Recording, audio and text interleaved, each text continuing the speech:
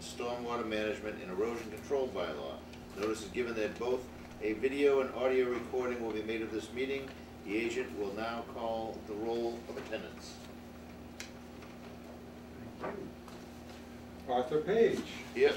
Kurt Turner. Here. Bob Garner. Here. Judy Keys. Yes. Dan Shinnick. Here. Sam Stripe. Howard Vogel. Absent. We have a quorum present. Very good. Payroll and or vendor bills. Oh, I've got a little bit of that.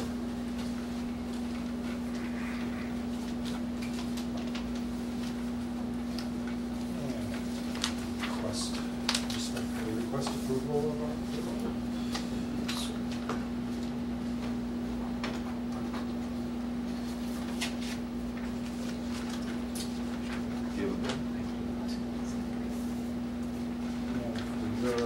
Review.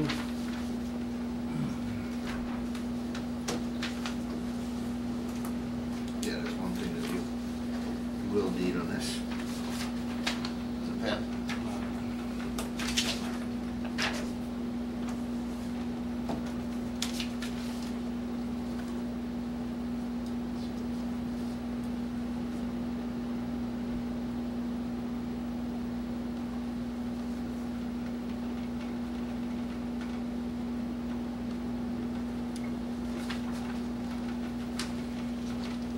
And we do have one bill and expense for someone's name tag.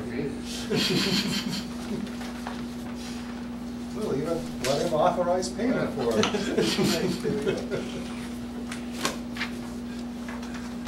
And for your review, the invoice. Yeah. Where'd you get that? Place called On the internet? on the internet, yeah. I'm gonna steal this pen, Brent. This is a nice pen. Evening, Judy.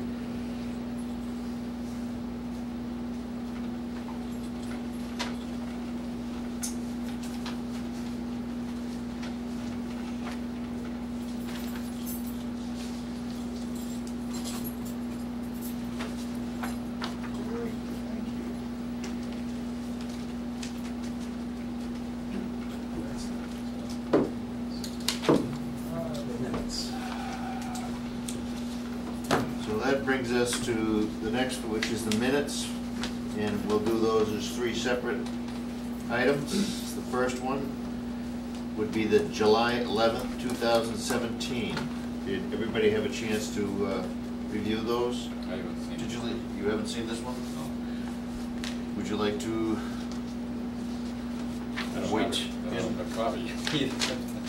No, but Oh, here it is. 2 pages. While Commissioner Turner's looking at that, why don't we go on to the next one? The review of the report on the baseline report for Pingree Farm Conservation Area East.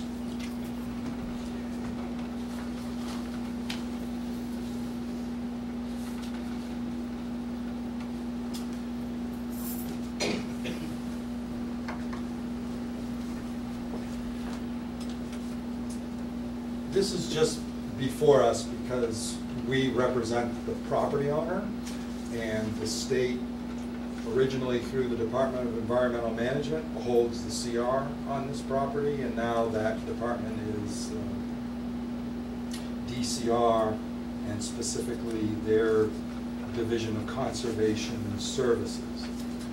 So they were aware of what I call the Pingree Farm West parcel over by the water filtration plant, and they came out to do monitoring and inspection. I walked the boundary with the state employee who's in charge of reviewing conservation restrictions to make sure, you know, they're supposed to be doing it an annual basis, but they don't always get to the properties every year.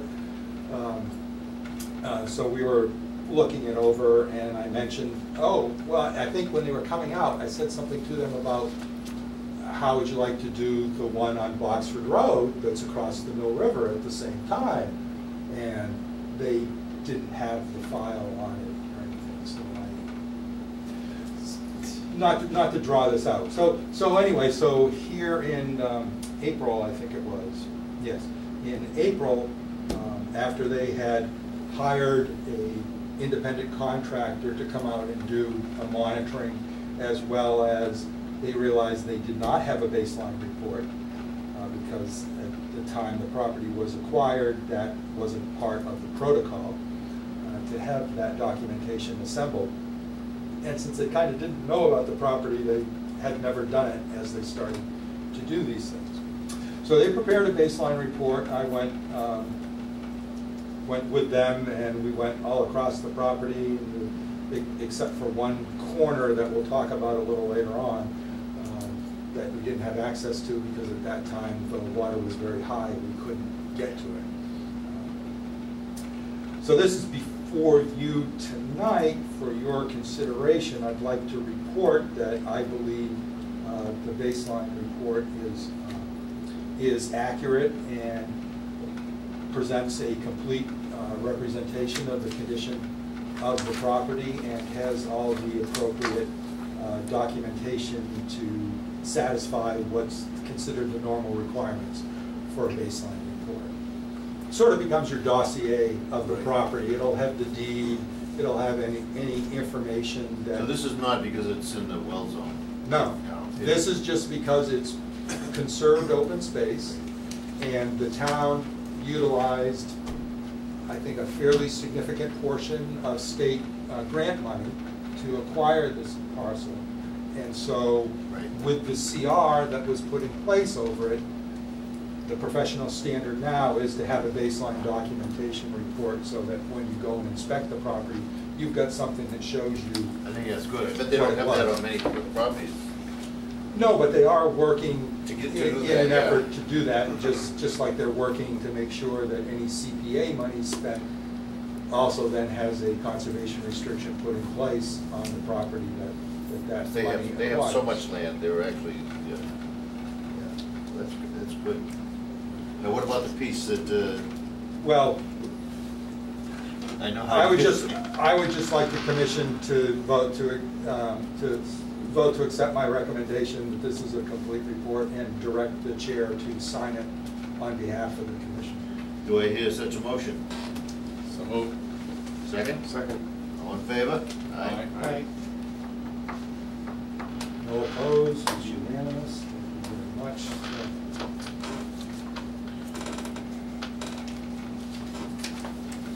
It's going to take just a wee second because they gave me 4 of these things. Signature of grantor? Yeah, thank you. Yeah.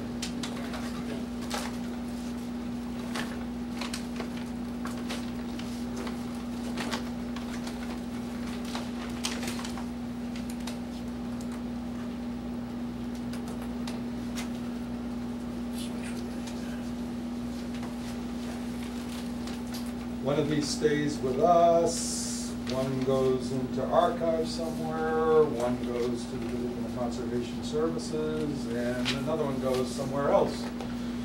I think in the DCR, I'm not quite exactly sure. I don't know that, Christine.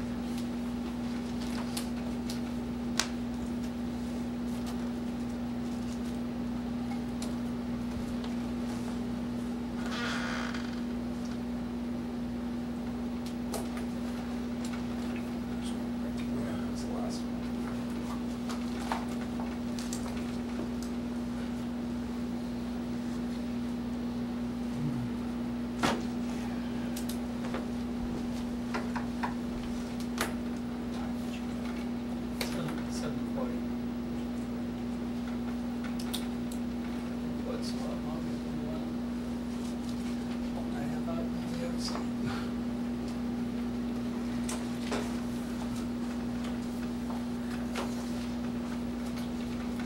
Okay.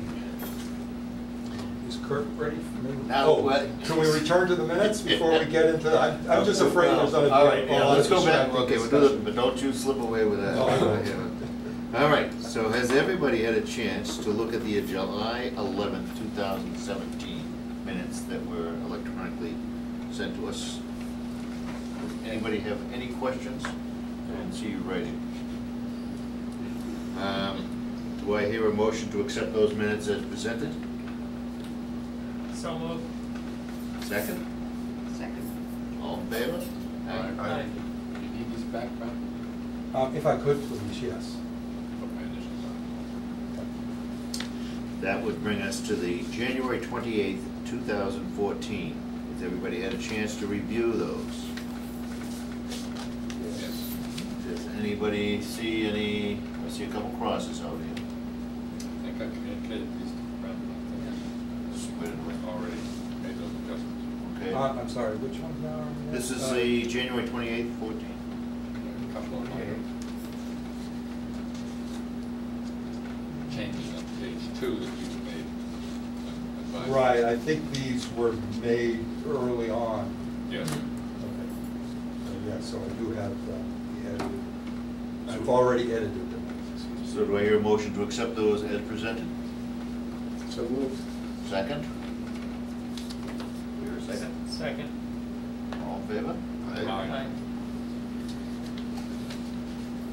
And that would bring us to the last of the three, which would be the February 11th, 2014. Did everybody have a chance to take a look at those?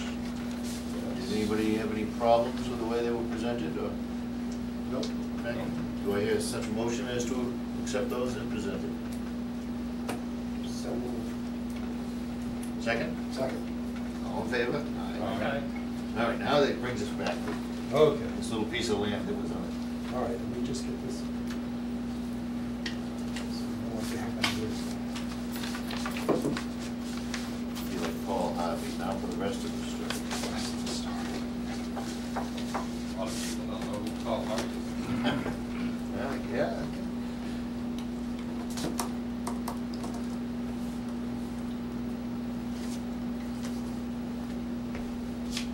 So I think the commissioners, I think you saw a report that I started working on establishing where the boundary of the property actually lies physically out in the field by locating iron rods if they were installed. in This one- was a year ago? Well, April, Was it? when the baseline report, so, Yeah. so, All right, yeah. so we couldn't get to a corner, the southwest, we couldn't get to the southwest corner of the property that's on, again, eastern side of the Mill River, Right. which makes it sort of right across from the well field, but then at a 90-degree angle, it's also tangentially then close. Well field 5 is across the river, well field or well 3 is just directly south. So we couldn't get over there because of flooded conditions, so you can't check the boundary unless you know where the boundary is, and I decided to start from where I knew an iron rod was, as well as when I was with the contractor hired to do the monitoring, we located another iron rod in a corner, we located a drill hole. That's as much as we found. So I worked and I believe I sent the commission, I think I emailed you.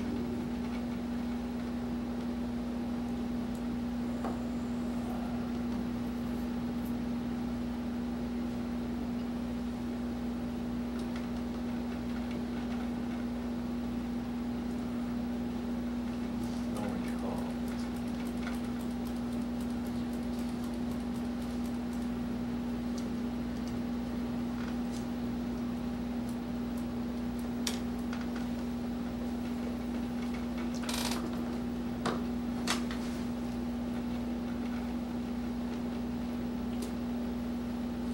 Okay.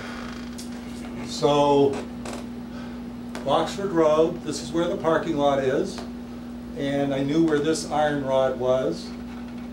I found a fence post in there that had an old piece of flagging on it, so I started marking with our little red plastic signs, town conservation land boundary.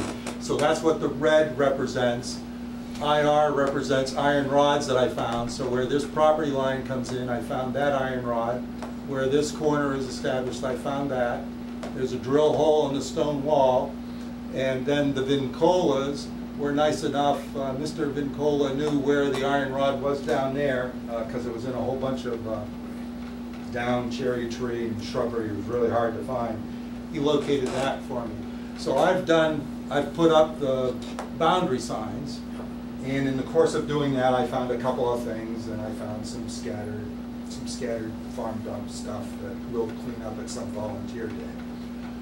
But the major thing was to try to get down into this corner, which, as you see by the wetlands that are there, it's kind of shut off, and the wetlands are much more extensive than really shown there.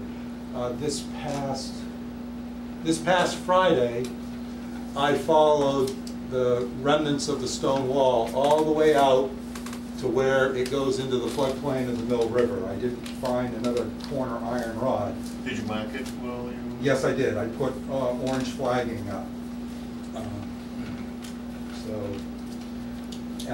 I copied the commission on the letters. What day was that? That was Friday. So one of the reasons why I was requested to go look in that area was that the contractor preparing the baseline report saw on the aerial photography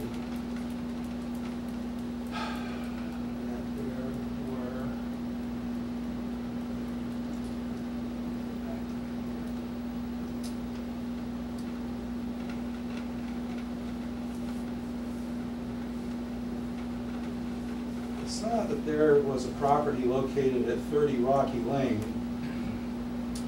that had a number of junk automobiles showing from the air. They were suspicious that we should check the condition of the boundary. And so this was my initial investigation before I had actually found the stone wall. This is when I first was able to gain access over to that corner of the property. I got to where I believed more than likely the boundary line was, and I found all sorts of scattered junk vehicle parts. Anywhere from collections of a dozen leaned up windshields to there's an aluminum gutter in there somewhere, but it's mostly mufflers and fenders. Is it real old? Stuff. Doesn't appear to be. There's no vegetation over it. Well, yeah, in some cases, yeah, there's all sorts of pine needles sitting on top of things and stuff. So, no, is it 30 or 40 years old? Probably not, but it's definitely been there for at least a decade because we did have an issue with junk cars at 30 Rocky Lane earlier. But on my return, in following the stone wall, I believe that I have identified relatively definitively that there is a bunch of this scattered debris that is on the conservation land. And so I would suggest that probably the initial thing for us to possibly do is to reach out to the owner.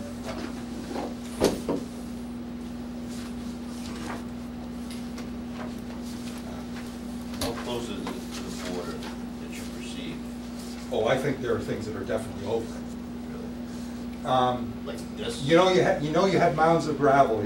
I think there's a gravel esker there. And both on the conservation land side and on the Rocky Lane side, there's these curved depressions where I think the gravel was dug out at some point in time. So I was able to follow the stone wall, and switching back to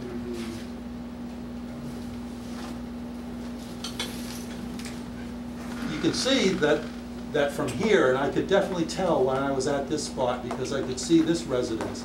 you can see that the boundary line basically stays relatively straight Right. for 143 feet and then 146 feet. It makes just apparently a real slight deviation. So I was able to flag the stone wall and then go to the other side of that curved dugout place in the gravel bank and flag the stone wall and look directly apart across there and see car parts on the right side and car parts on the left side. So granted, I'm not a surveyor and I wasn't doing an accurate survey, but I thought that gave a reasonable clue that there was solid waste, to identify it specifically, located more than likely on both sides. So, I thought I made copies of these things. So I would like to read for the commission. Debbie and I put our heads together, and this is a possible letter that we could send to the property owner. Dear Mr. Pelletier, the commission is in the process of locating boundary remnant stone wall for the Pingree Farm Conservation Area that abuts your property, 30 Rocky Lane, map 5, parcel 81, lot 1. While clearing and following the path of the stone wall boundary, I viewed, this would be coming from me, scattered car parts, windshields, and other man-made debris, parentheses, solid waste, which appeared to be intruding over the property boundary of the town conservation area. The commission would ask that they be removed from the conservation area and the area restored. Please contact the Conservation Commission office to set up a mutually agreed upon time to review the boundary line in question and discuss appropriate resolution of the scattered debris. The commission thanks you for your cooperation in this matter. Please feel free to contact this office if you have any questions. And that's being built tomorrow? Well, you're hearing it for the Yeah. first time. If you say this is an acceptable approach. I think it's registered, Yeah, well, both. I can send it first class and I can send it return receipt too. I mean, again, it's not saying that we're taking any enforcement action or anything else like that. It's mostly of an investigative nature to confirm or deny. Rather, I'm not even sure the property owner knows where their boundary line is. But this would also give them a temp if they wish to hire a surveyor or something to establish definitively where the line is, if they somehow think that none of their stuff is on our conservation land. Does anybody have any questions with this, or feelings differ? I have one minor grammar point. Oh, yeah, no, I know. It's gonna be, it hasn't been proved. Okay. That it be, Yes. Gene comes in tomorrow. Gene's my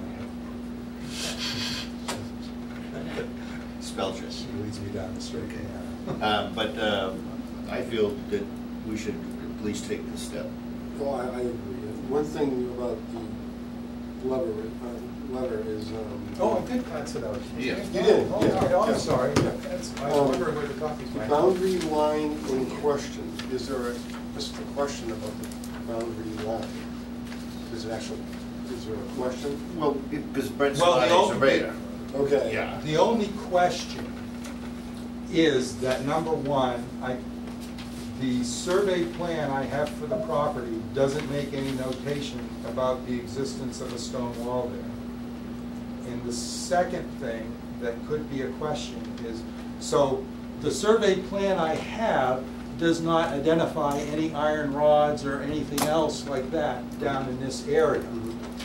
So that's why we're sort of doing this reaching out to that property owner, because then if push comes to shove, and he, can produce something that indicates that the stone wall that I've located and followed that distance is not the property boundary, this gives him an opportunity to present that information. Okay, well, that's fine. I just want to know Yeah. if it was stated that way, that there was actually a question. If that's what it is, if you No. can help establish it, that's fine. Right. Okay. Well, again, since I'm not a qualified surveyor and have not surveyed that boundary line, you know, I don't want to necessarily stick my neck out and say, oh, definitively, that definitely is the property boundary. Gotcha. And again, I Understood. want to give Mr. Pelletier, I think he's a trustee of the trust or whatever, I want to give him every opportunity if there's information that I just wasn't able to bring up, or he has some different information, or knows where some iron rods were established out there. Should it, would it be worth then putting that in the letter, asking for assistance? No. No, this will get a That's- response. That's why we have a face-to-face to meet out there, as well as for permission to, you know, enter onto his property and go and check it out. Again, he may not even be aware that you can take 2 stone walls and now that they're marked, and I got brushing stuff off of them so you can see them, and you can stand and look right down the other one again and see this material on either side. There may have been an assumption that that dugout area of the gravel pit, that it was all on their property, but if the stone wall marks the boundary, it definitely is not.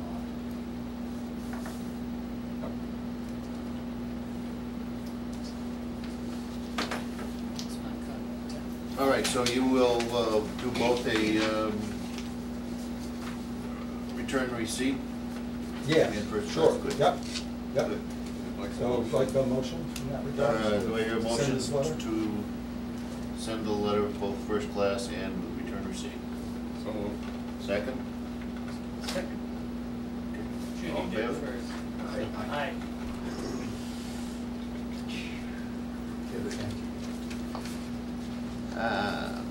That brings us to the next thing, a removal notice, chapter 61 off Emily Lanes, Tompkins, map 923, lots 25, 6, 7.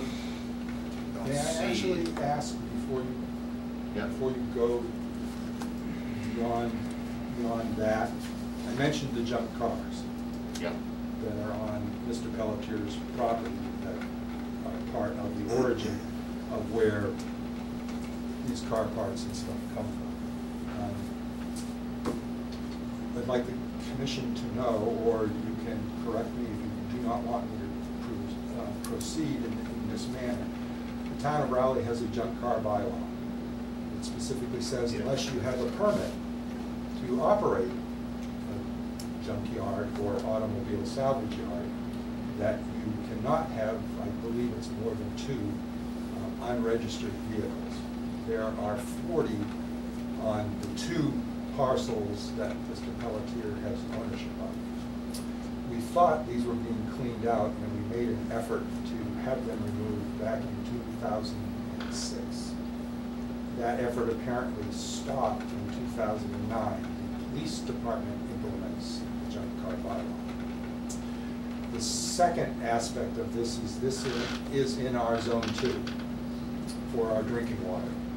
It is also in our municipal water supply protection district, which the ZBA, through the building inspector, enforces.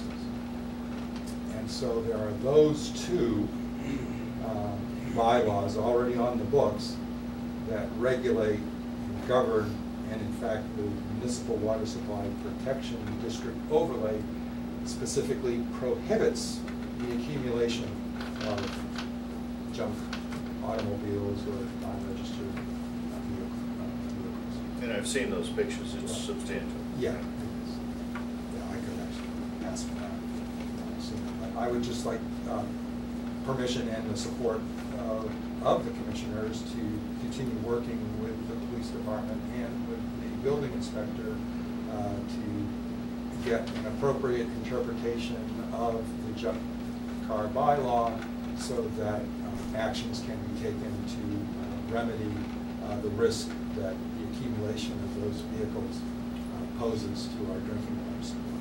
Yes, definitely. Do you want a motion to that effect? No.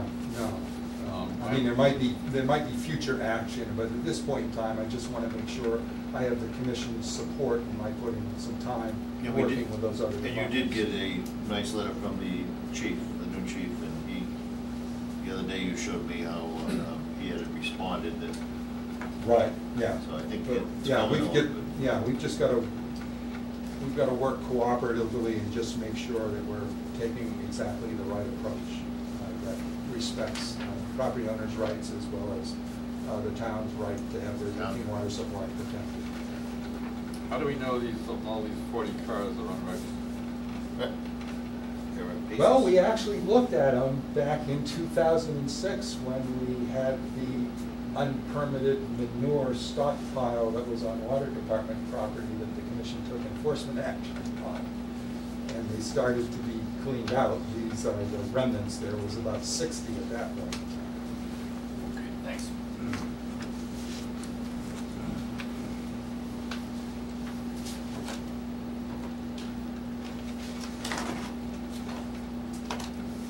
Okay, so returning to the property being requested to be removed from its Chapter 61 designation as agricultural forestry management.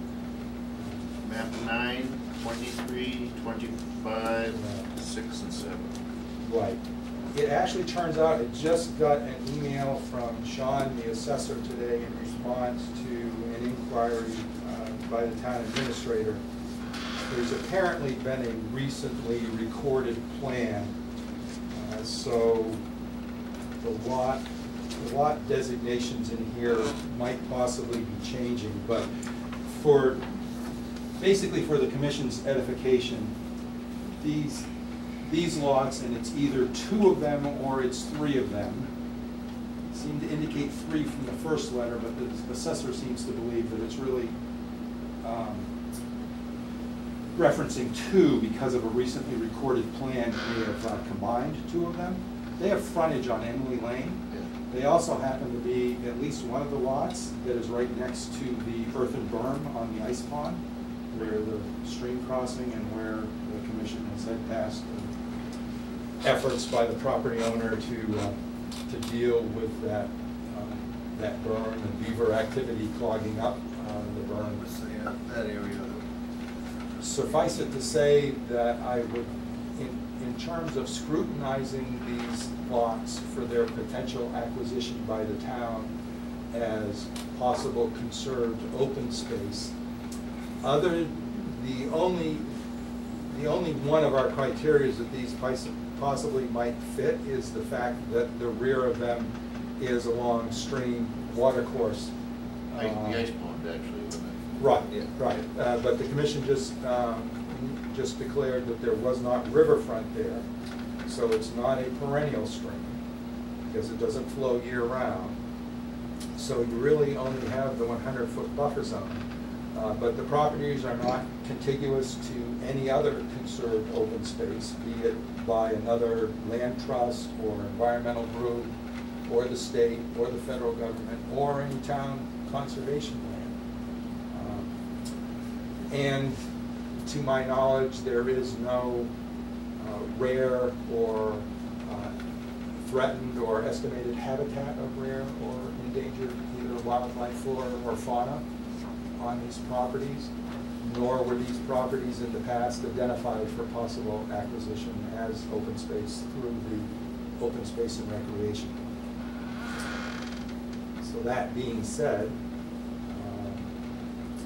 if the commission so chooses, I could communicate the fact to the selectmen that the commission has not designated these parcels as desirous for acquisition and protection as open space.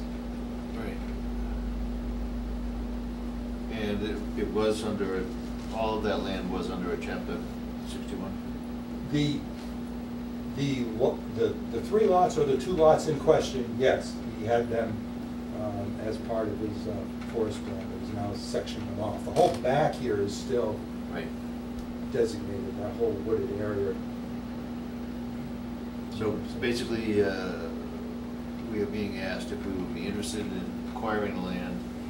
Not necessarily. My impression of this kind of notice is that under Chapter 61, the property owner is required to notify the town to give them Right. first option if they wish to Right. acquire it. They have 120 days. That's really right, that's really the only issue here, and I would not want to preclude the property owner from gifting these to the town, even though they're not contiguous to anything else, but I don't see any basis for. They apparently have a willing buyer, because one of the requirements is that they are supposed to be able to demonstrate that they do have an offer. It looks like developable lots, so. Yeah. Oh, yeah. Yes. In fact, one of them did have an order of conditions on it until they let that expire for the building of a single-family residence with a driveway coming off of Emily Lane. Yeah, so do we need to vote on that or no? Not specifically, you just direct me to communicate to the selectmen that the commission does not believe they're a possible target for acquisition and preservation. But we take it as a gift. Well, right, but like I said, but in terms of actively making a counter offer to purchase the property, that's what the fundamental part of the question is.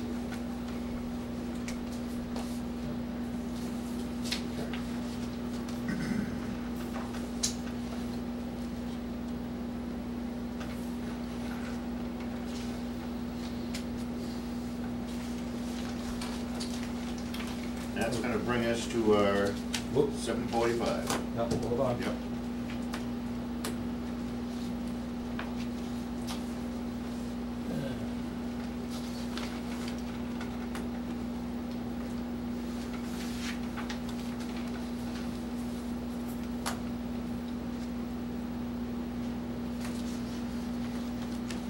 You may have to run into the office and come back to you, or maybe I'll cover it up.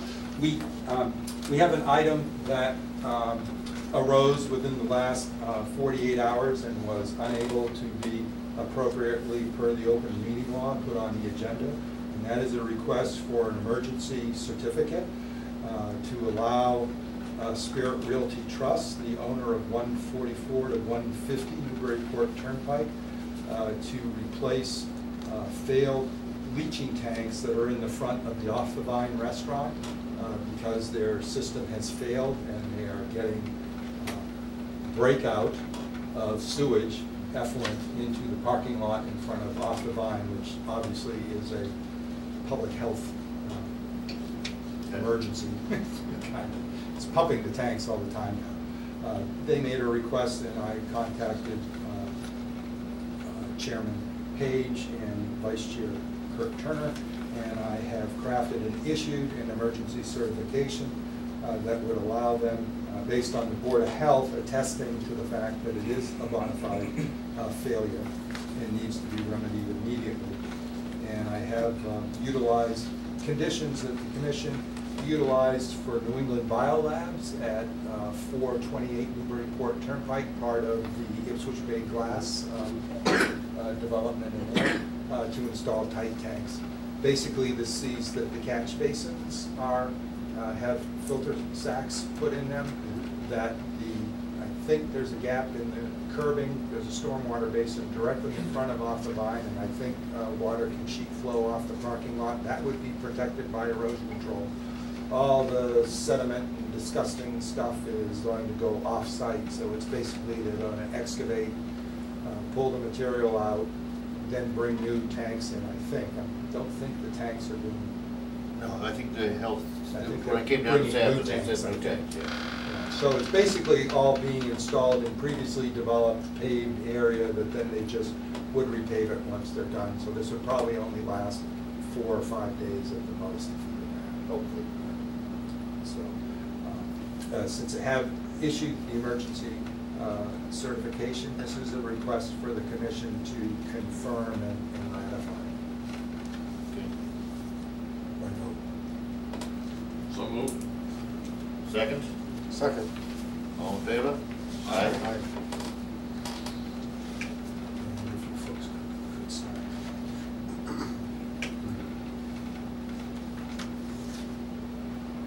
So where was the tank located? Right in front, you see these 2 manhole covers. And when it was put in, actually found that we've got an open order from when they were installed, I think, early 90s, I think. That point in time, where these tanks were was not in the 100-foot buffer zone to bordering vegetated wetland. Really? Yeah, yeah.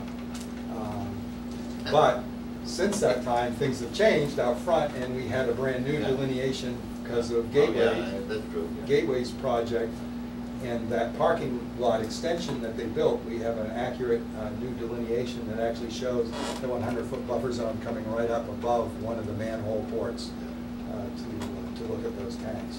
As well as it's all Zone 2, so under our bylaw, it's jurisdictional also. Right.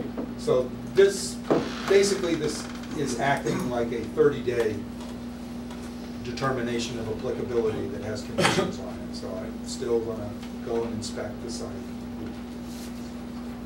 Thank you very much. Is that still the best place to put the tank, or Yeah, well, they don't have any other spot? That wasn't part of my. I know, but- That isn't part of my investigation of the situation, so.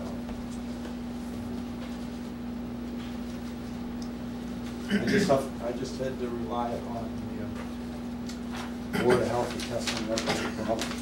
All right, this is a legal notice of the Raleigh Conservation Commission in accordance with the Wetland Protection Act, Mass General Law 131, Section 40, as amended by the Town of Raleigh Wetlands Protection Bylaw. Public meeting will be held on Tuesday, August 1st, 2017, at 745, Room 5, Town Hall Annex at 39 Central Street, to consider a request for determination of applicability for the application filed by Derek Ward for proposed paving of 515-foot existing gravel driveway, possibly within a 100-foot buffer zone of bordering vegetated wetlands at 156 Leslie Road, map 7, parcel 20, Rowley, Mass. Is there anyone here to address the commission on? There is. Good You've got the floor. Hi, I'm Derek Ward. I'm one of the owners, along with my wife, of 156 Leslie Road. Yep. We bought the property in 2014. It was a new construction. And you may know the builder, Ken Murphy. He built our house and the house immediately next door. Our house is the one on lot 720. It's kind of tucked behind the one on 720-1. The current driveway is maybe about 600 feet. The first 10 or 12 feet is paved right by the roadway, and then maybe 50 to 60 feet in front of the house. So the bulk of the length of the driveway is still the crushed stone that the builder had placed there when he built the property. So we were asking for a determination of applicability to see if we might be able to pave the balance of the driveway. And Brent, it's nice to put a face with your name. Since I've talked to you, he's been very helpful. That'll make life a lot easier. Yes. So the commission does have a memo. Yes. Well, I apologize, it was prepared kind of late in the day. And you've seen the memo? He has No, I have not Okay. seen but it. he is going to right now. Thank you.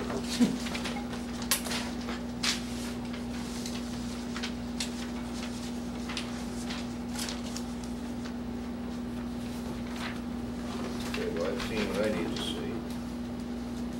Yeah, so, and actually I had checked it out, of course, but I took a picture to show you the ADS, the ribbed ADS pipe Yeah. that forms the system of culverts, allowing that stream crossing.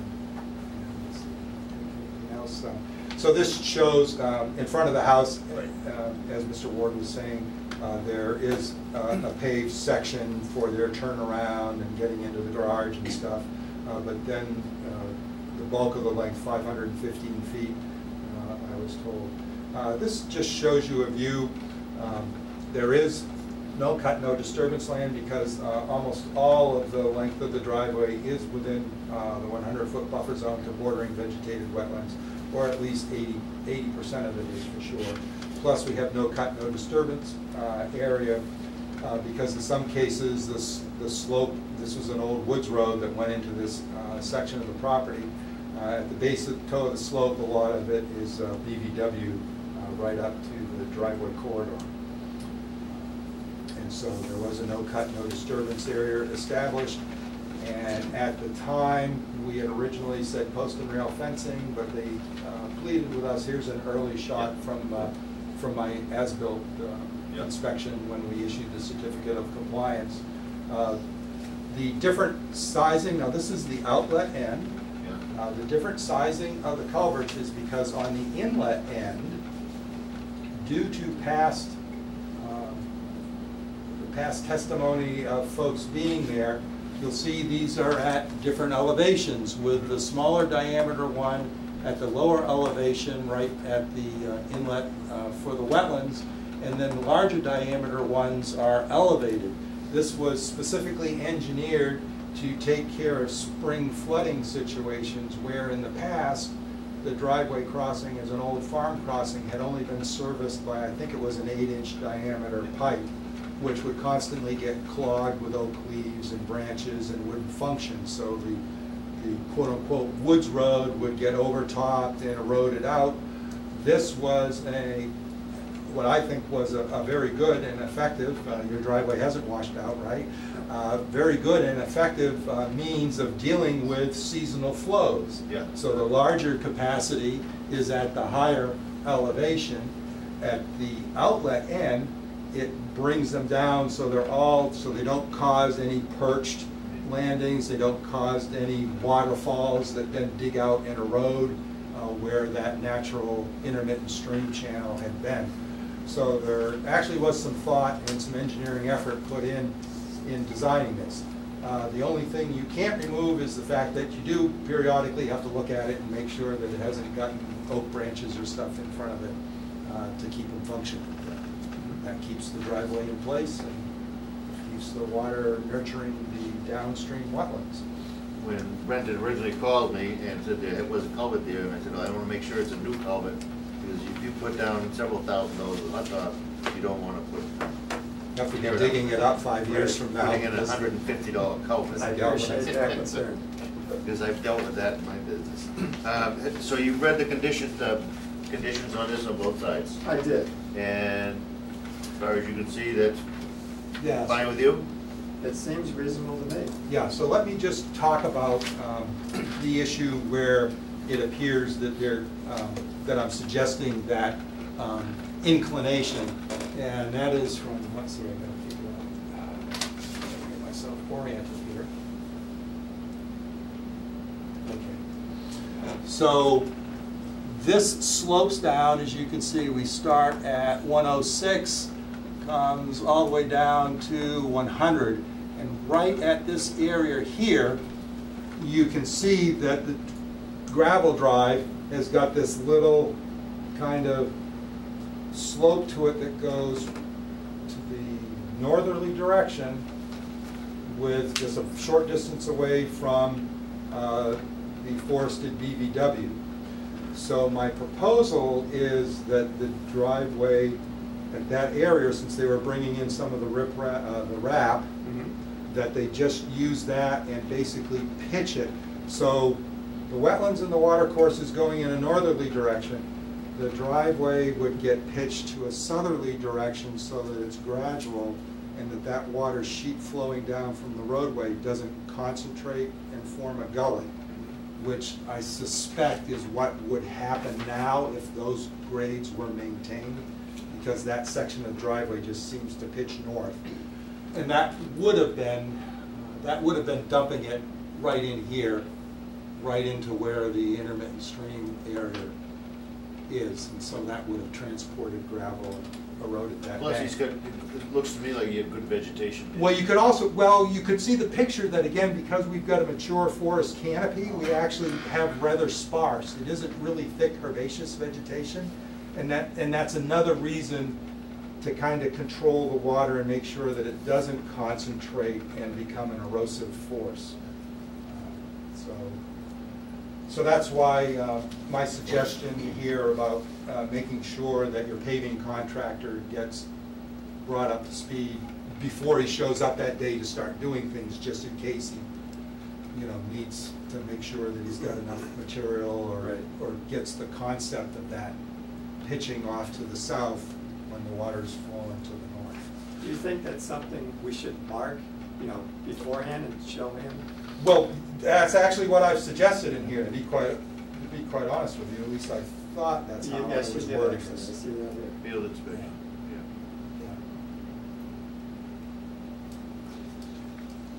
yeah. All right. But I think now that I've called your attention to it, if you go walk that portion of your driveway and put your back to the road and walk down, and the posts that are right here? Yes. I think it's right between this second post paralleling the driveway and this third one. I think if you take a look at it, I know what you mean. do you have a tennis ball or something? Do you have a puppy or something? So get one or two of your puppy's tennis balls, and I bet you if you roll them, you'll see them just go right like that and head right to this kind of low spot. Okay. And so the idea is to raise that up a little bit and just give it a slight inclination that is nice and smooth so it doesn't concentrate it on the other side. Okay. Anybody have any questions? Brent, did you review the previous file on this property? Must have been about 5 years old. I'm just wondering if we had even discussed paving. Yes, I did. When I was first asked about this, yes, I looked back in the record to see if the commission had put a restriction or had any specific commentary, and no, they had not. Okay. It solely appeared, just like the contractor did not want to pay for the post and rail fence and wanted to just do the post, Yeah. I think it was an economy because of the length of the driveway. Really? I think he just didn't want, that's why I think there's only paving at the roadway entrance and then the apron to the garage and the turnaround. Right. And when I read through the order of conditions, I didn't see anything in there as well. Well, do I hear a motion from the committee to close the hearing and consider the issuance of a negative determination, option number 3, both incorporating the special conditions above, the 6 conditions? So moved. Second? Second. All right. All in favor? Aye.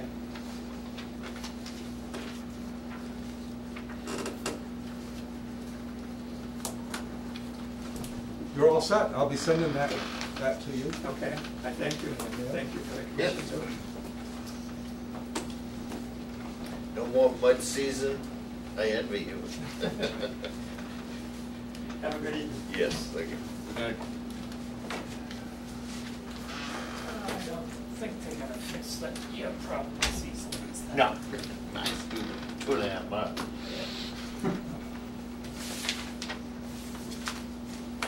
But they did that on the old Raleigh Road side, and now they gotta put speed bumps in, I'll tell you. I'm serious. I'm sure. Guys are flying right here. Who owns that big being constructed on the old Rowley Road across the street on the marsh? Huge houses going up there in the marsh. Oh, yeah. Well, Bob Britton, I guess, bought that as speculation, but that's actually, I Shingle house? took a walk over there. I mean, from there, you don't notice you're right on the road, and you're looking out over the, Yeah. beautiful. How close to the marsh is that?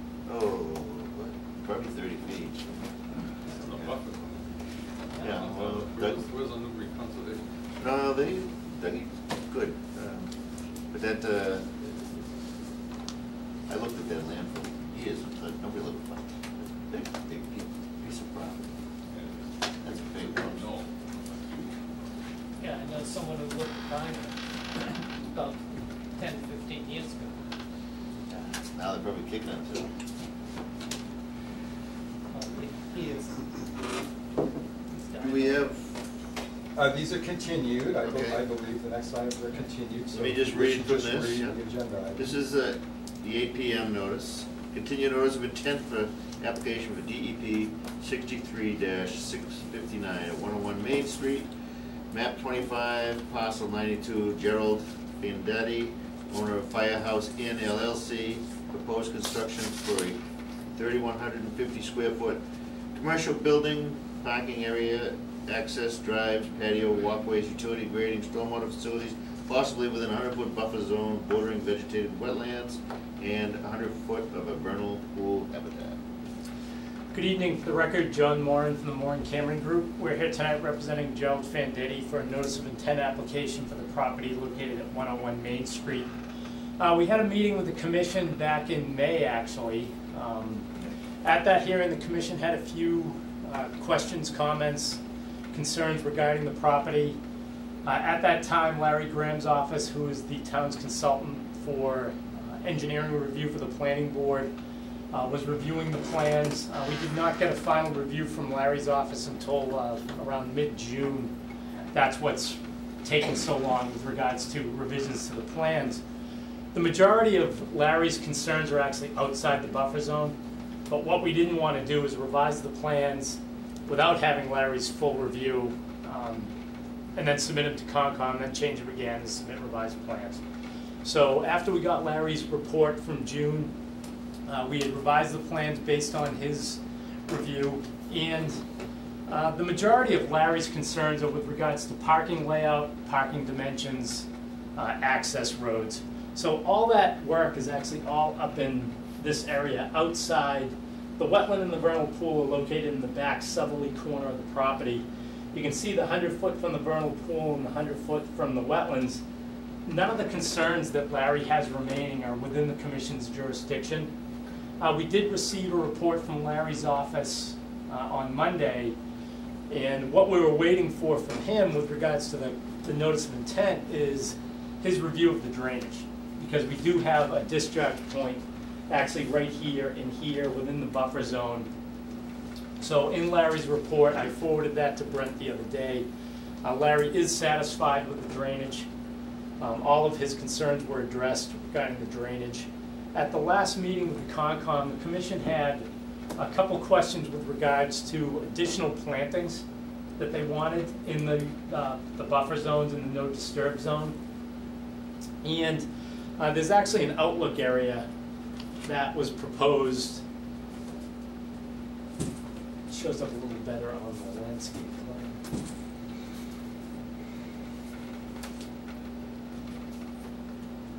So here's the vernal pool, the wetlands are down in here. There was an outlook area proposed down in here.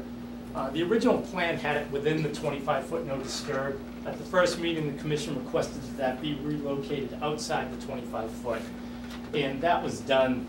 And the plan that you see here, this is the revised planting plan by DeRosa's office.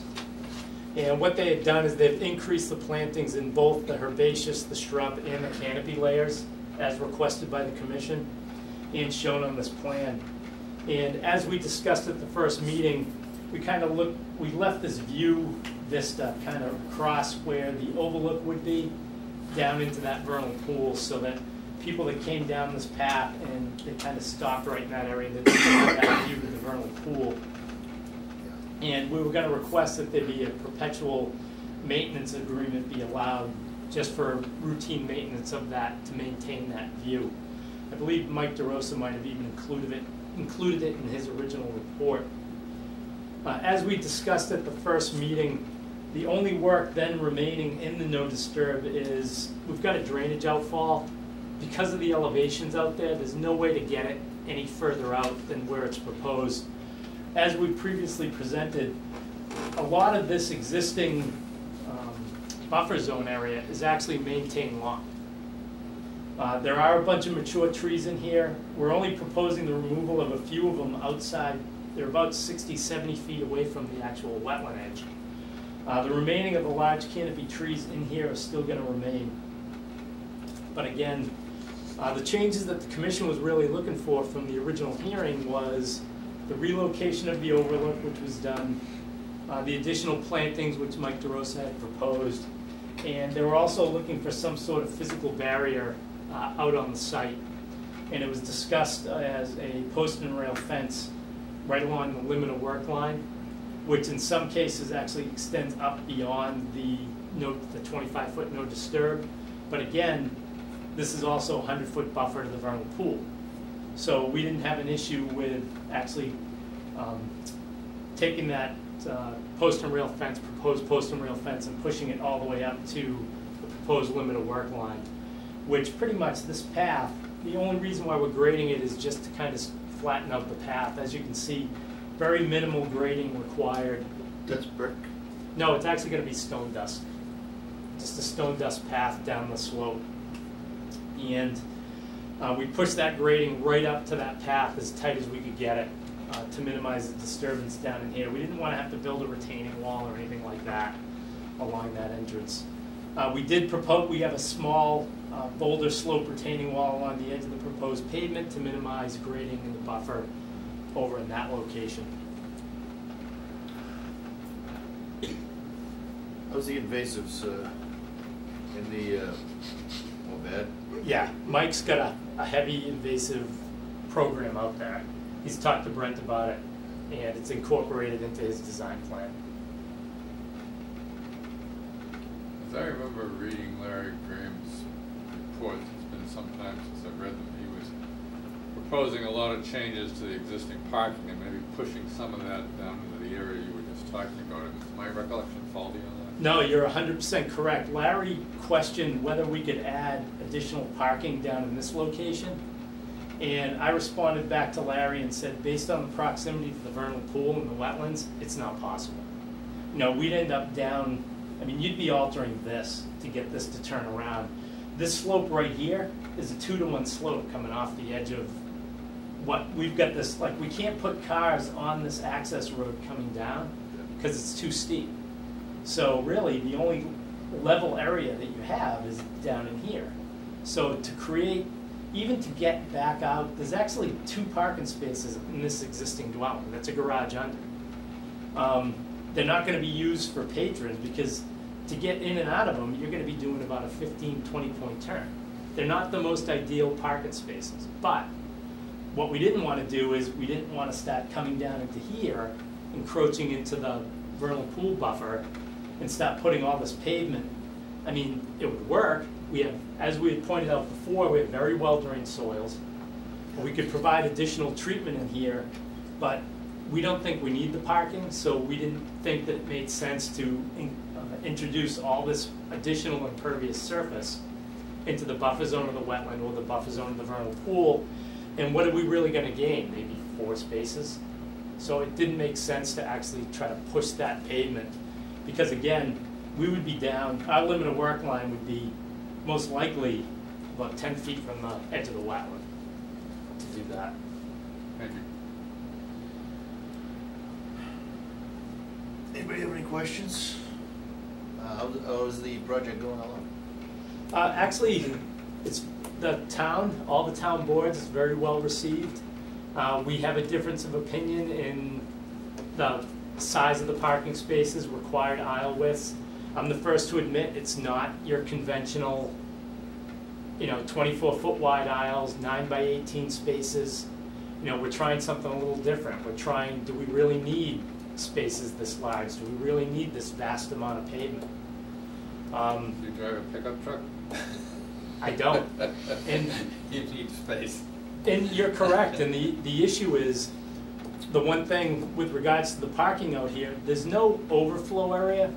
So if somebody comes in, they can't park, they're gonna leave. It's not like they're gonna be parking on the abutting properties, they're not gonna be parking out on Route 1A. So, you know, our client feels that he's dealt with Boston, he's done a lot of work in Boston, he feels that the amount of spaces that he has is gonna work for him. You could always buy cemetery plots right down there Yeah. for sale, and each one would be a parking spot. Actually, the cemetery was, we met with the cemetery committee, and we're actually gonna be doing some planting right along the property line on the cemetery land. They've given us permission for that, but I don't think they'd sell us plots to put parking spaces. All right, well, thanks for keeping us informed. When are you gonna be in front of us for? We're actually gonna be back before the planning board next Wednesday. So we'd actually, if the commission's all set, we'd request to close the public hearing. Even if the planning board makes changes, it's all gonna be work outside the buffer zone. And, you know, our client knows the risk that if something does change that requires a change in the buffer zone, we'd have to come back to the commission for a modification. Yeah. So that would probably be what, next meeting?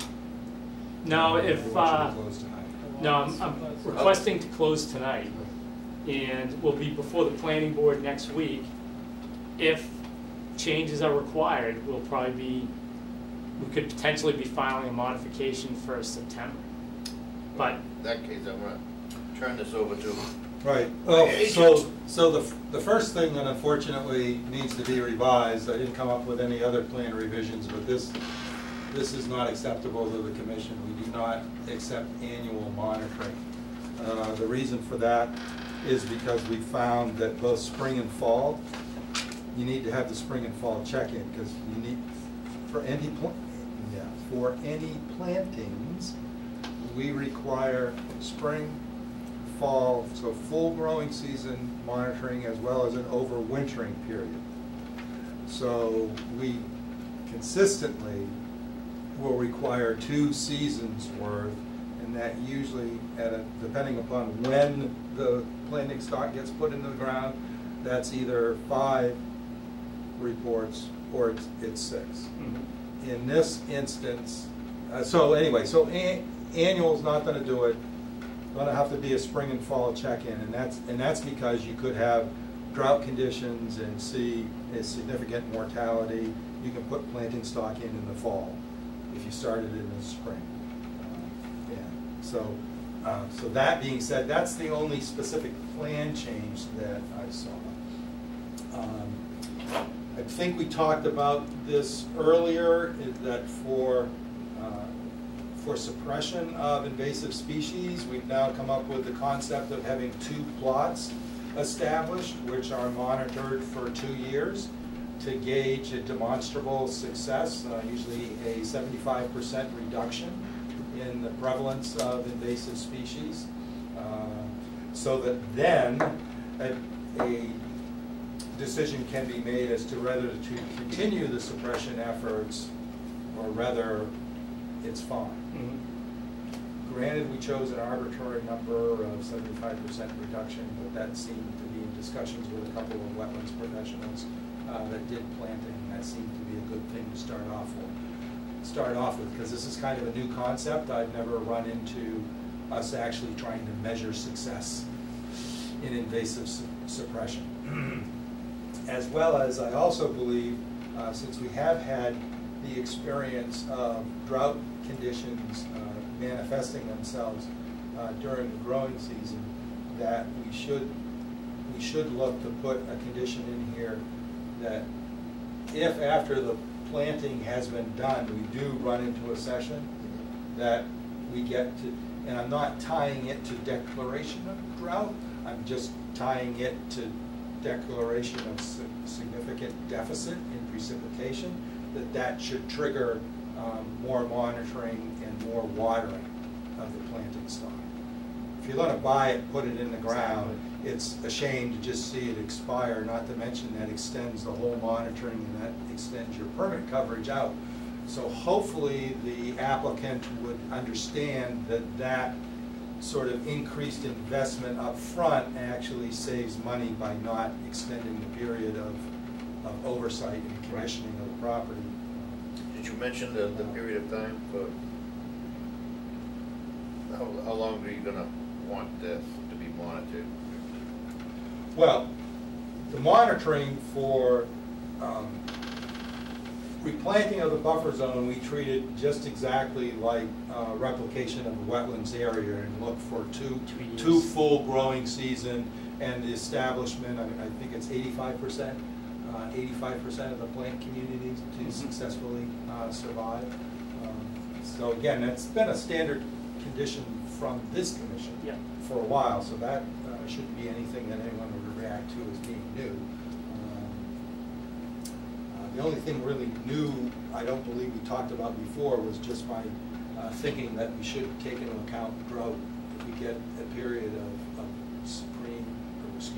significant deficit in precipitation, that's going to affect this whole suppression and planting effort. So Mhm. that just should get focused attention. May not happen, but if it does, an appropriate reaction to it. So I wanted to ask you, I'm glad you brought up the, what is that called again? I can't remember. Dumpster pad? No. The This whole- betterment? The The landscaper betterment, the betterment? betterment that's off property, where what besides digging holes and putting plants in the ground is gonna happen? That's it. That's it? Well, the So only. they won't need erosion control, implementation of erosion control or anything else like that? No, because the erosion control that's down here will cover that. All this is flowing this direction. Okay, The other thing that the cemetery committee actually asked us is we have that 10-foot betterment. So what we're gonna be doing is clearing there's a lot of low herbaceous growth through there. yeah.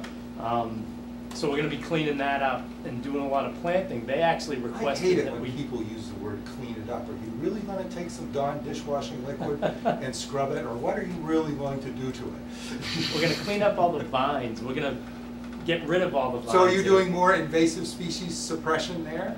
Yeah. A Because little that's bit. probably what the vines are. They're probably Probably. bittersweet. Yeah. And what they requested is they wanted us to go an additional 5 feet, so that from the edge of our plantings, they're gonna have, a nice clear area beyond that. Okay. So they So you're actually. just gonna do supplemental invasive species suppression on the town Yep. municipal property?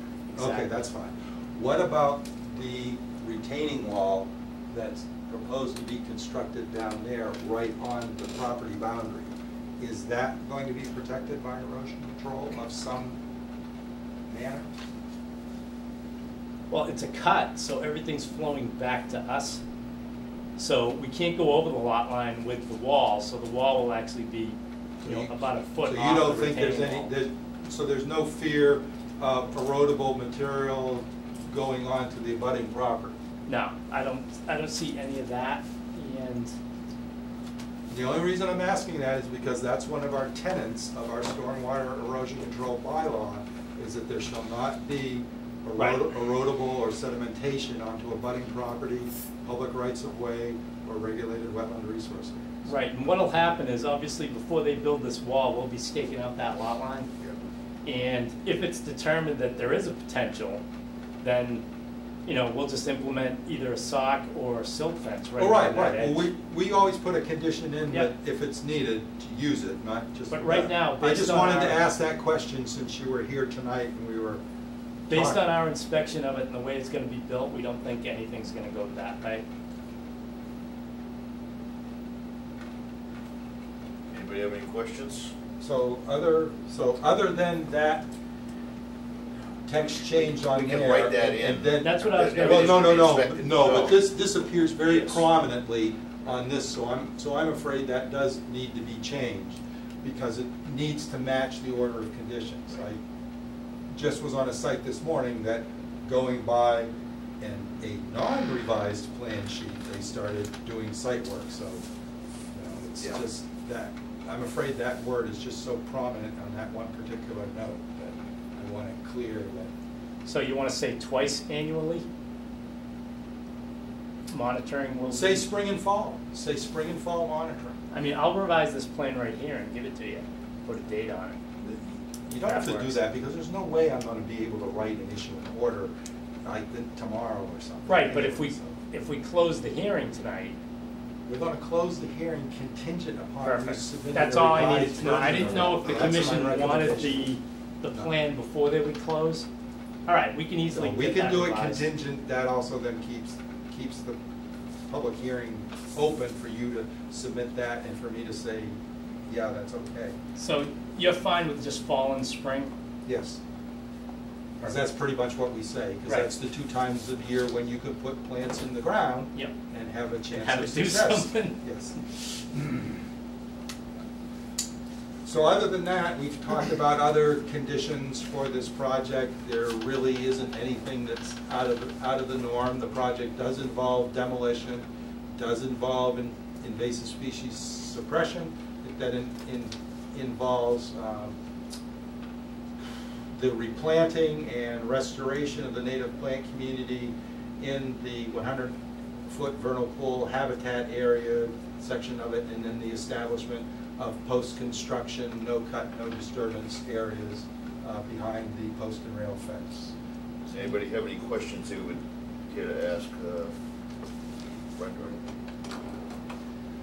So you're asking tonight for a determination based on these changes that we've just...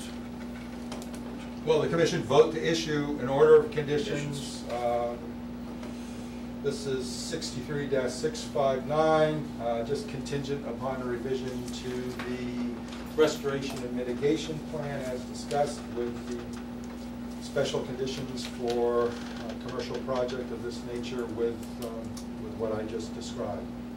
Demolition, invasive species suppression, replanting of the buffer zone, and post-construction restriction, no cut, no disturbance areas. Do I hear such a motion? I'll make that motion. Second? Second. All in favor? Aye.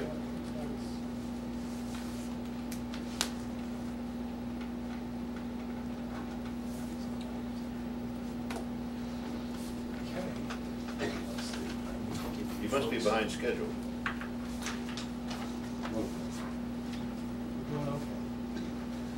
Things are gonna go a lot quicker with the stormwater management permit anyway, since that.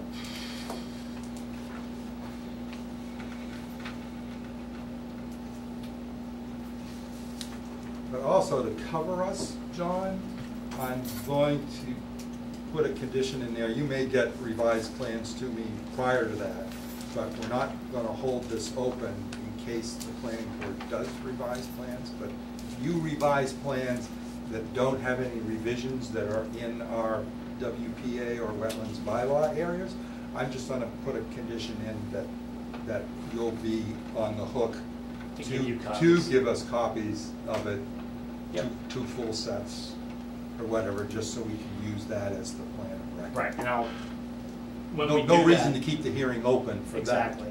And what we'll do is I'll provide you with a letter that explains exactly what was changed, so that you'll be able to not try to find it. After the chairman reads the agenda item for the stormwater management permit. This on 101? Yep. Okay.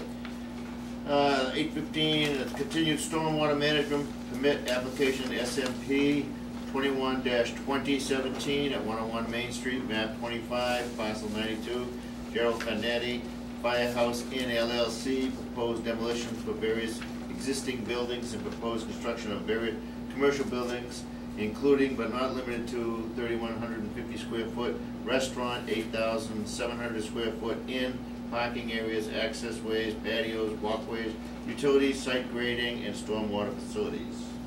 Good evening. For the record, John Moran from the Moran Cameron Group. We're here tonight representing Jerry Fandetti for the stormwater permit for the property located at 101 Main Street. As I previously stated, Larry Graham did review the drainage associated with this project and has stated that he is okay with the revisions that he requested the last time, and that the comments that we had made, responses to his last report, were satisfactorily addressed with regards to drainage.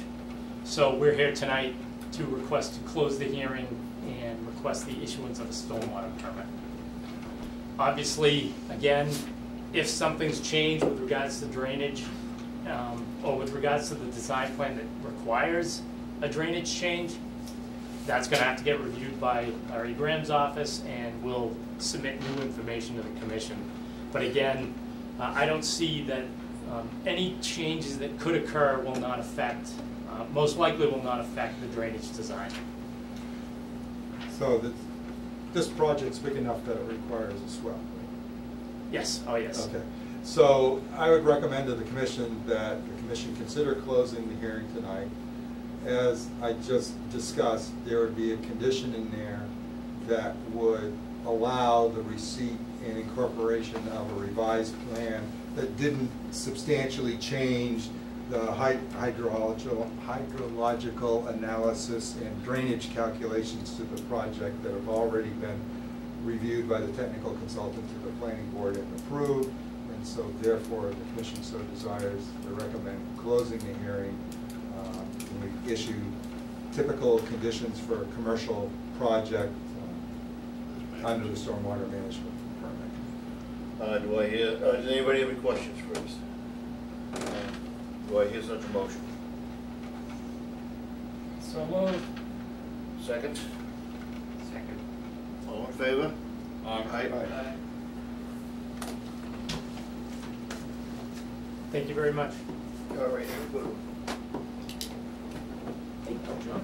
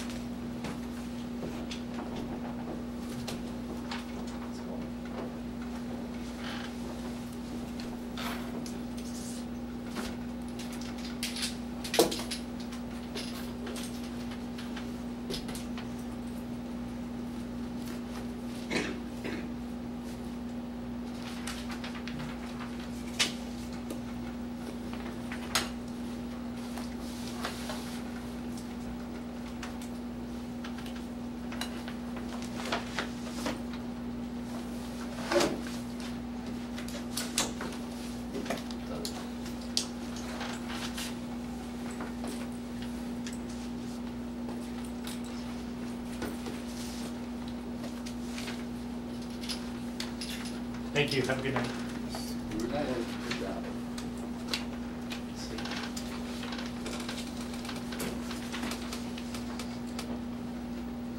Mr. Chairman, may I recommend that we skip the certificate of compliance requests? As that Okay. applicant or the representative is not in attendance, and just go to the status Status reports, permits for reports. 151 Boxford Road, says parties are present. All right, want me to read from here?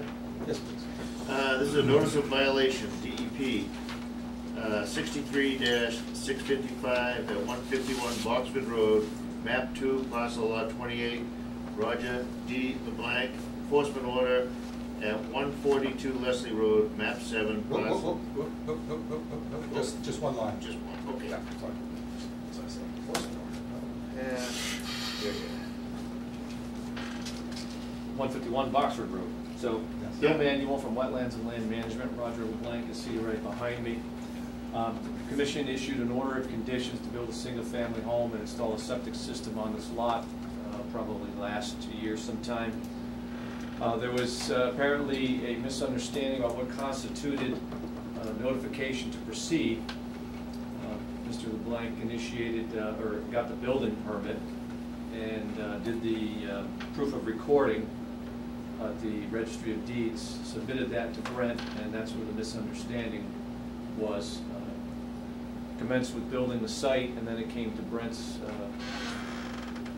attention that the construction was underway. So we had sort of an after-the-fact reconstruction meeting. Brent had some issues such as the wording on the sign, or the lettering on the sign. We looked at the erosion control barrier at a couple of locations and had to adjust that. All of that's been done, and I believe we've addressed everything that would have been required at a pre-construction meeting at this point.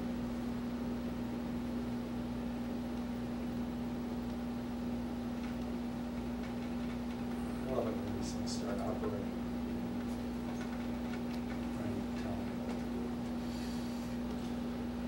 So we started off, yeah, there was a little issue, the DEP file number signed. Can you see the file number? Can you guess what the file number is? Anyway, so that just needed to be slightly corrected, so it was affected. We also inadvertently found that this particular section of the filter sock was not 25 feet away from the flagged wetlands delineation. It actually was curving behind the trees, and it needed to curve out. Plus, as you can see, there's some construction materials and stuff that was kind of scattered around and was on the wrong side of erosion control, and we're in the drinking water supply, and we've got cans of things which I would not want to get on my skin sitting out there on the ground or whatever. So that's all been rectified and cleaned up. So a lot of it was just, just needed some good housekeeping. So what we did do is, sorry, let me just go So as you can see now, the filter sock comes out. It fully respects the 25-foot no cut, no disturbance area. There was no earth disturbance or removal of vegetation significantly from that area. Not to mention that actually it's got a propensity of invasive species on that site anyway, so probably if there was anything removed from there, it was probably all the bittersweet multiflora rose. No harm, no foul. So we had our pre-activity meeting. We also verified that there was materials for spill containment and cleanup now located on the property and available at all times.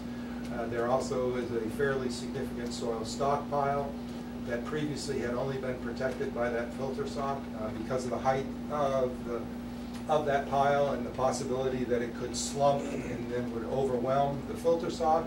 I recommended that silt fence be installed, since that has a higher vertical profile to it and would be more protective. And so that's all been done, and I went out there today and verified that it's correctly installed. And so we're back on track. I would recommend that if the commission would so consider, that we consider the notice of violation appropriately responded to, that the site is back in compliance, and that we remove the cease and desist for site activities from Mr. LeBlanc. Also recognize his responsiveness to, once notified of the situation, appropriately and quickly respond. Do I hear such a motion? So moved. Second? All in favor? Thank you. Thank you. I'm sorry, Kurt moved. Yep. It's a good sized house. Now, we typically don't issue any communications on this because the matter had not moved to the point of an enforcement order and stuff, so I hope that doesn't disappoint you, not getting any more reading material from them. Thank you. All right. Thank you.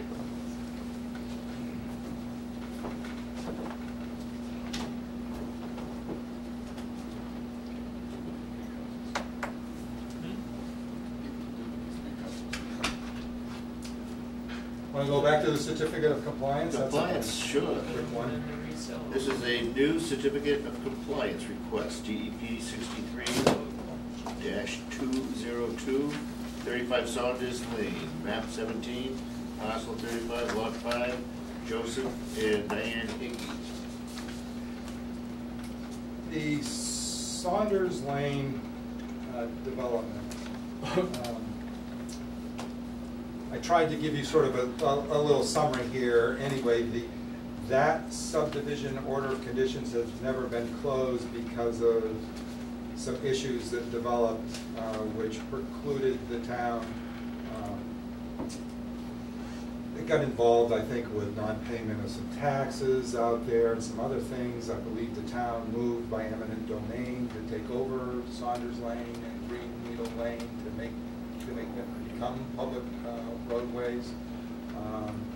I honestly don't know what the full extent of things are in regards to what would preclude the Conservation Commission from possibly closing that order at this point in time. But with the direction from the commission, I'll investigate that. What we've done when closings or potential closings identify this overarching order of conditions for the construction of the whole subdivision, what we do is I evaluate each lot to see if there are any regulated wetland resource areas on it, or to see if there's any stormwater management drainage facilities that were governed by that issued order. In this particular instance, this lot didn't even need a request to determine applicability because the area developed for the house, the yard, the driveway, none of that is in regulated buffer zone. So you want to do one at a time right down the...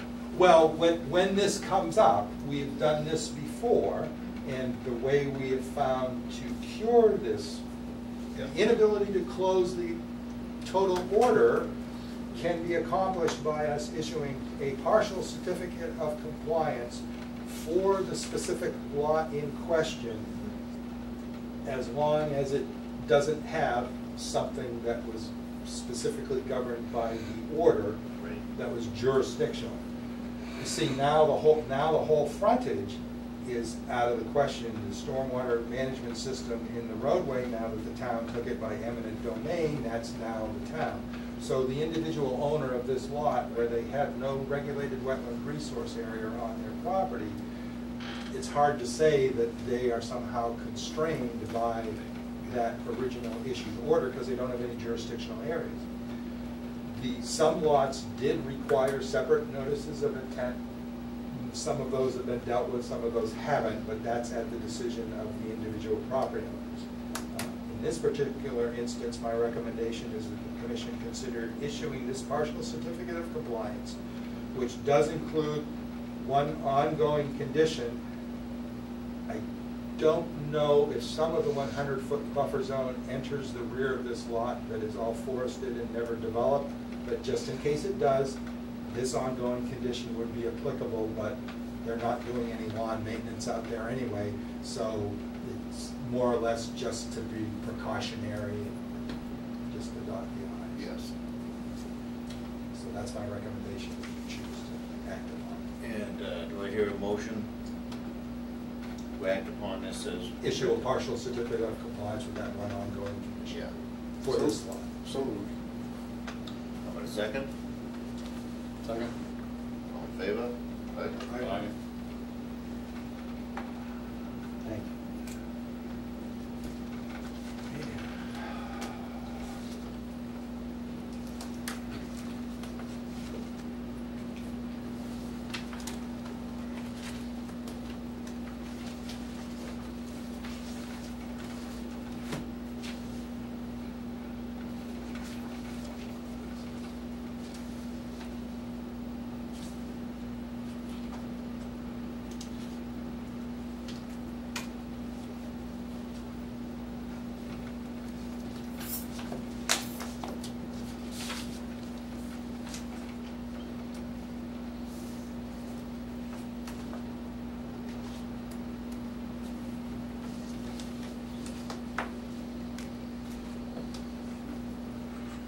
Air conditioner work good in the new vehicle? Yes. I think you could probably chill the beef in there. Have you got all your stuff from your car in there? No, I haven't put a thing in it. Well, excuse me, it's got a couple minor things in it, but no, I haven't addressed that yet. I think it's gonna take me a month to figure out how to operate everything, to be quite honest with you. Oh, that is so true. It beeps at me for stuff now that I'm not sure what I'm being beeped at, but I'm sure it's trying to protect Your me. phone answers, Trying to radio turns off. Oh, I haven't plugged the phone into it yet either. That's gonna be for a nice calm day, because I'm sure it's going to, That's good. Yeah, right out here, it's a tan. Honda CRV. It's very nice. All-wheel drive? Yes. Yep. All right. That would bring us back down to the enforcement order on Leslie Road.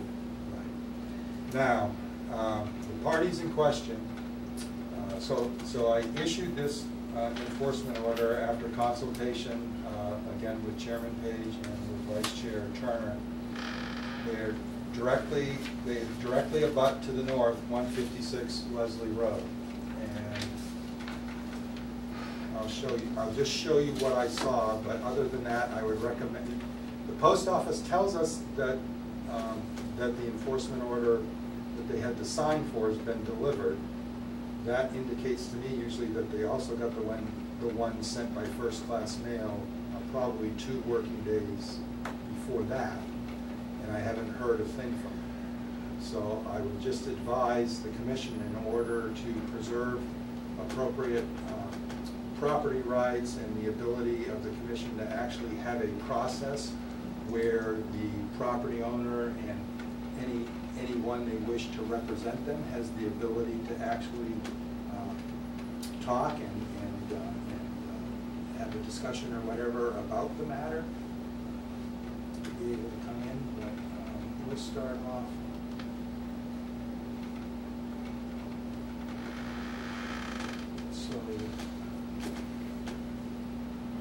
obviously, well, I think it's obvious, maybe it's not to some people, but when I go drive down Leslie Road and I'm looking for 156 and I see this at 142 as I'm looking for the driveway to 156, it kind of attracts my attention. And it turns out we do have a file with this property owner.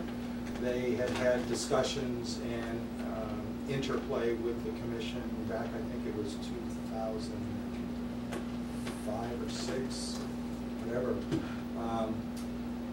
The plans on file for the original development of this lot by Rabbit Hill Development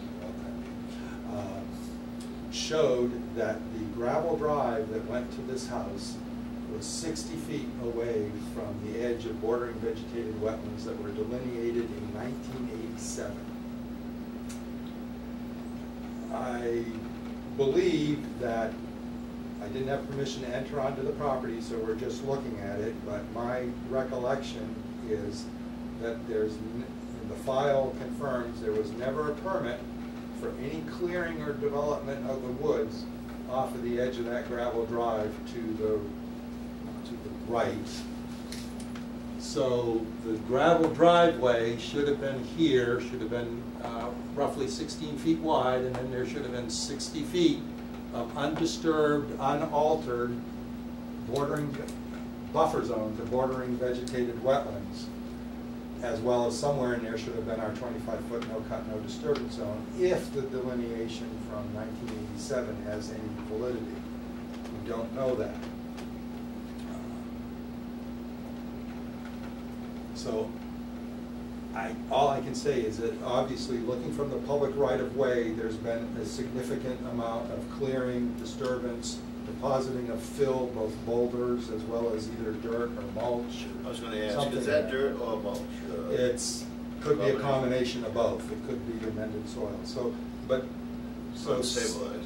since we just received our 2017 pictometry, let me show you what the 2008 pictometry shows of this property. And this matches the 1987 plan, which shows that only the driveway and this area here, they had garage under.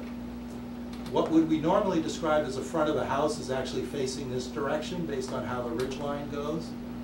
There's, I believe it was a 2-stall garage under, and their septic system was installed there. So this is 2008.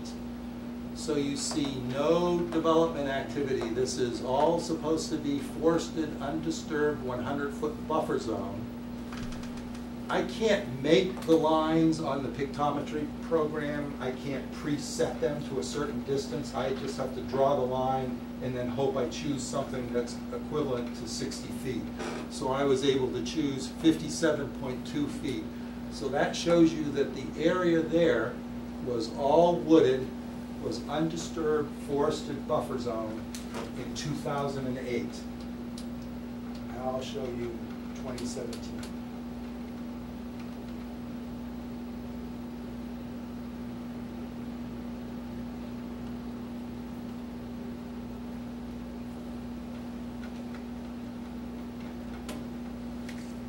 In 2017, we've got vehicles parked here. We've got a large gravel bare area lacking vegetation. We have more either vehicles or sheds or other equipment all over here. So here's the house, here's the front door, here's the approach to the garage, here's where the septic system is over here. So there's been all this disturbance and clearing, apparent clearing of 100-foot buffer zone, as well as all the dumped fill material that's down there. And I was able to draw a line that was 61 feet from the gravel drive. So there's, conservatively, there's 10,000 square feet of 100-foot buffer zone that's been altered, possibly altered on that property, for which the commission has no file. that was the reason I recommended the issuance of an enforcement order instead of just sending a notice of violation letter, because I believe, and I think you will agree, that seeing dumped boulders and cleared area definitely represents an alteration and filling and removal that should have been permitted both under the Wetlands Protection Act and under our bylaw. No, I believe you were asking us that we should probably wait at this point because nobody has returned or Correct, answered. they haven't responded. Yeah, it's been a short while, if I recall. That is correct, it's only been a couple of days. In order to preserve an appropriate, respectful process that allows participation, if they so choose to participate. Should be an explanation anyways. Well, as well as I always ask for a confirming site visit. I ask to meet them, to actually go and hopefully gain permission to enter onto the property to verify that in fact what I believe was supposed to be undisturbed buffer zone is now altered, filled and changed. I also directed them on the issuance of the enforcement order to seek the professional services of a wetlands consultant. We should not make any decisions based on a wetlands delineation that's from 1987. I've got a question. That almost looks like it's dug out. Is that black area? Is Well, that that's, a you know, void? that's shadows. Oh, okay. That's shadows. So normally you kind of think, well, maybe that's saturated soil and it's wet, but in this case, Almost look like a hole. it's the shadows of the tall, mature, Okay, 60-foot pine trees that are actually here. So like, Okay. there's pine trees there, that's their shadow. There's a pine tree, I think, over here, that's, as well as there's also that mulch there. That dark mulch also gives you the same look, too. Be it compost. All right, should we vote to put it on the next, no, just No, put it on? it's administrative. I'm just saying, instead of us getting into any type of discussion, or my asking you to ratify and confirm the issuance of the enforcement order, let's wait and see if we can allow the property owners to appropriately engage us so we can pursue the appropriate remedy to what appears to be a fairly substantial violation on residential property. Usually how they address you is, Well, again, we did have contact with them before. There was an RDA issued. Like I said, I think it must have been before my time, I don't remember. Yeah, well, it was for a couple of landscape retaining walls, because this is quite a slope going up. Basically, this is a little hummock or a little hill that they built the house on to keep it up out of the wet buffer zone and forested wetlands. But there, again, originally, the erosion control line was all at the toe of the slope around there, and all the rest of this was undisturbed forested buffer zone adjacent to the wetlands. We'll wait and see.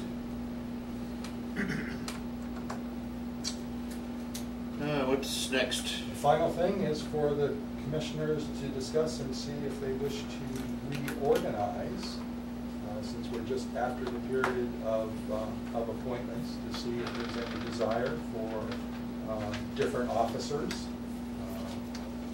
chair, vice chair, or clerk.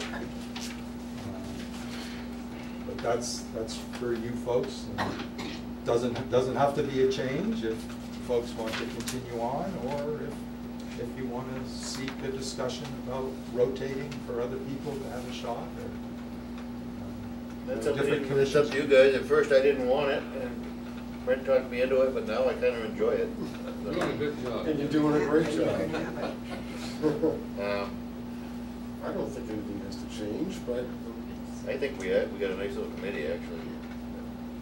I think the way things are going are pretty darn good. Anybody want to be vice chair? you're too good at it. Yeah. Well, you're like me, you get to come down here quite a bit, and all the press got to do is make a phone call and bang it down here, that helps. Yeah, that helps. Well, I guess that for right now, until We one of don't us need, does something. we don't have to. No, but I realize that I should be better at presenting you the opportunity so that there can be a discussion. obviously, I value all of the volunteer time that all of them spent, but being an officer or chair or vice chair does involve a little more time. I'm very grateful that Arthur and Kurt do have the ability to come down to the annex. That certainly helps facilitate things. But also, this is an opportunity too, if you feel I could be better serving you in your various capacities too. We could also talk about that. Just to let you know, there will be an opportunity for personal evaluation of my performance as your agent coming up here in September as we come towards No, I think you and I. anniversary. We, I think it's working out pretty darn good, so, at least at this point, or my point. No, I think so. So I guess we're all set for right now, but anybody can bring anything up at any time, because it's such a well-paying job. All right, so that's it for the meetings. Do I hear a motion to adjourn? So moved. Second? Second. All right. Now, one thing that I have done as chair is. Adjourn.